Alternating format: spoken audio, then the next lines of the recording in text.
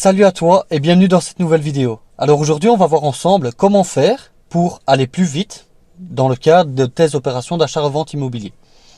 Alors déjà qu'on se le dise, tu le sais, la base de tout pour pouvoir accélérer dans le domaine de l'achat-revente, c'est qu'il faut du cash. Il n'y a rien à faire, il faut du cash. Plus tu as du cash, plus tu vas aller vite. Moins tu en as, plus ça va prendre du temps. Mais ça, c'est normal.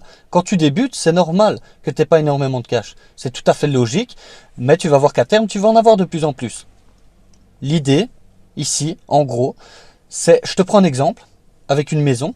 Imagine que tu aies trouvé une bonne affaire, comme d'habitude, des bonnes affaires, que tu aies un bon prix d'acquisition, on va faire 150 000, 150 000 euros pour l'achat d'une grande maison.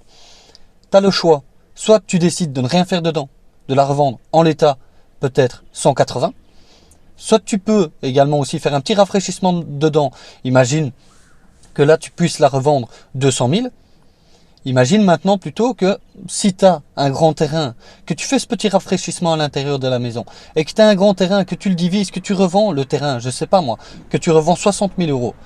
Si tu revends ta maison, ok, au lieu de la revendre 200 000, tu la revends 180, mais à côté, tu as les 60 000 euros de la revente du terrain qui vient se rajouter, tu comprends? Ça veut dire 180, 60, tu as 240 000 au lieu de 180 000 ou 200 000, tu comprends?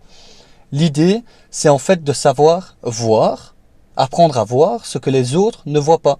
Si tu peux sortir plusieurs marges par opération, ben dis-toi que tu vas prendre beaucoup plus par opération. Et là, évidemment, si tu répètes l'opération, après tu vas savoir aller sur plus gros.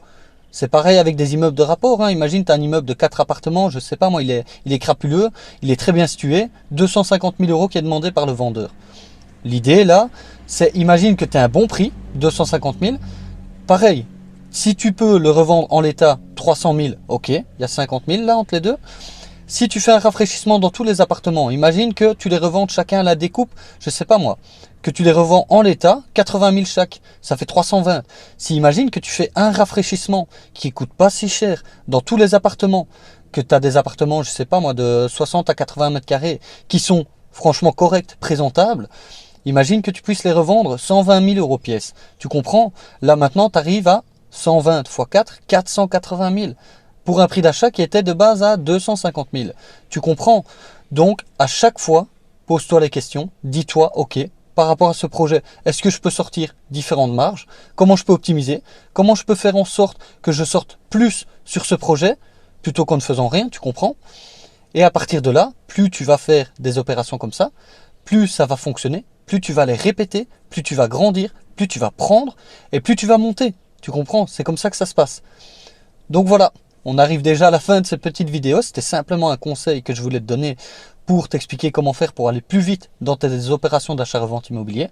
Si maintenant tu veux en savoir plus, tu as juste à cliquer dans le lien de la vidéo et tu auras accès à une formation qui t'explique en détail l'achat-revente immobilier, les différentes stratégies et tout ce que tu as à mettre en place en fait pour gérer tes affaires. Sur ce, je te dis à la semaine prochaine pour une autre vidéo. Salut!